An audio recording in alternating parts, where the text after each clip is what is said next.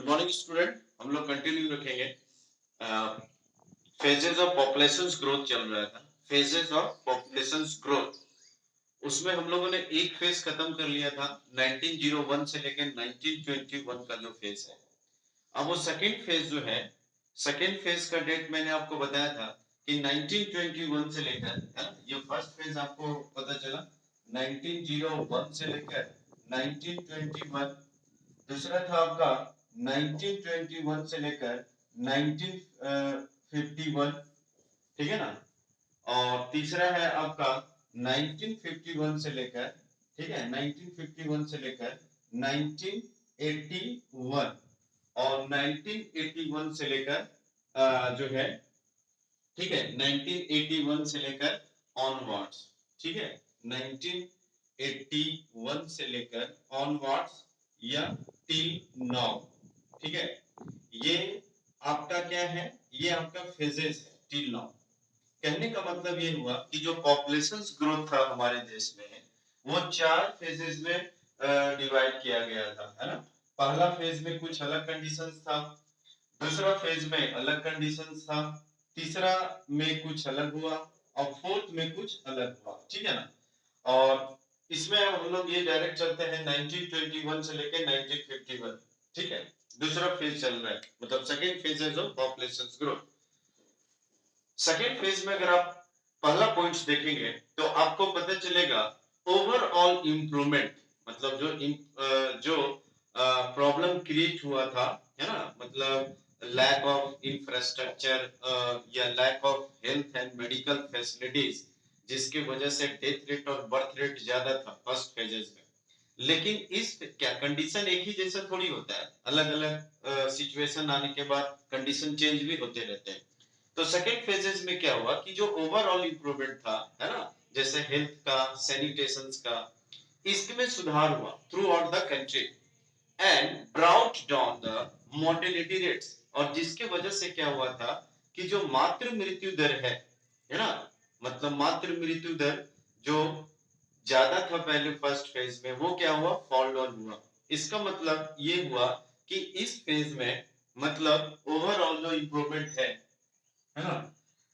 मतलब an overall improvement,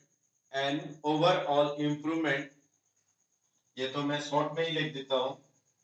improvement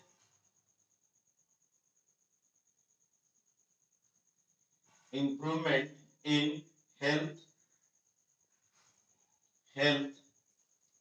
and sanitation,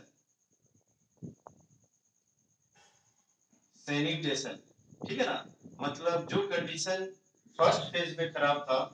वो second phase में क्या हुआ, इंप्रूवमेंट देखने को मिला। और इंप्रूवमेंट देखने के बाद क्या हुआ कि जो मोर्टेलिटी रेट था, है ना, वो फॉल डाउन हुआ। मोर्टेलिटी रेट जो था, मोर्टेलिटी, MORTALITY, जो मोर्टेलिटी रेट जो था, मातृ मृत्यु दर, ये क्या हुआ, फॉल डाउन हुआ। और फॉल डाउन की वजह से जो कंडीशंस, जो कंडीशन बना, मतलब जो मोर्टेलिटी रेट गिरने की वजह से क्या हुआ कि जो डेथ रेट है उस पे कंट्रोल होना शुरू हो गया, ठीक है ना। तो ये पहला पॉइंट आपको क्लियर हुआ कि पहला पॉइंट में क्या था कि जो कंडीशन फर्स्ट फेज में खराब था, वो कंडीशन सेकेंड फेज में सुधरा। और सुधरने का फलस्वरूप में क्या हुआ कि जो मोर्टेलिटी रेट था वो क्या हुआ, फॉल डाउन हुआ। सेकेंड जो पॉइंट है वो क्या है, सेकेंड पॉइंट ये है कि at the same time better transport and communications were developed in this period या in this phase, जिसके वजह से क्या हुआ था कि इम्प्रूवमेंट जो था आपका, इम्प्रूवमेंट लगातार शुरू हुआ, मतलब चाहे वो हेल्थ हो, चाहे आपका सैनिटेशन हो, ठीक है। और मैंने एक पॉइंट और भी बताया था कि बेटर कंडीशन अवेलेबल हो पाया किस कंडीशन में, मतलब जैसे इंप्रूवमेंट हुआ किस में, आपका जो ट्रांसपोर्ट एंड कम्युनिकेशन है। मैंने आपको क्या बताया था कि जो नेचुरल हजार्ड्स है ना, अकाल पड़ जाता था, बाढ़ आ जाता था, जिसकी वजह से लोगों को खाने पीने की जो जरूरत की चीजें होती थी वो सही समय पर नहीं पहुंच पाता था। उसका कंडीशन ये था कि उस समय जो ट्रांसपोर्ट एंड कम्युनिकेशन था वो बेटर नहीं था, लेकिन इस फेज में क्या हुआ कि इम्प्रूवमेंट देखने को मिला, मतलब at the same time better transport and communication system and improve distribution system, ठीक है ना, जिसके वजह से the crude birth rate remain high, ठीक है ना, मतलब अब लोगों को अनाज भी प्रोवाइड होने शुरू हो गए,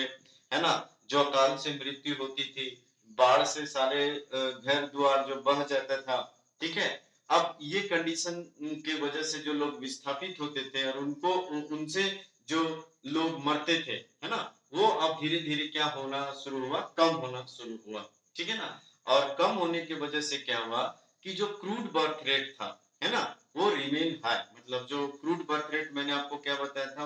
1000 बच्चे में से जीवित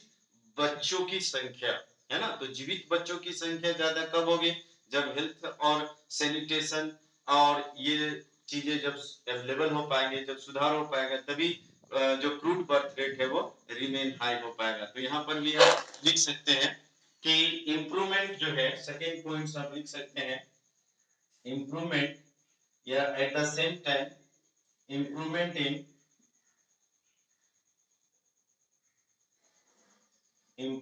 इन ट्रांसपोर्ट एंड कम्युनिकेशंस, जिसके वजह से क्या हुआ था कि क्रूड बर्थ रिमेन हाई, है ना, crude birth rate remain high, जिसके वजह से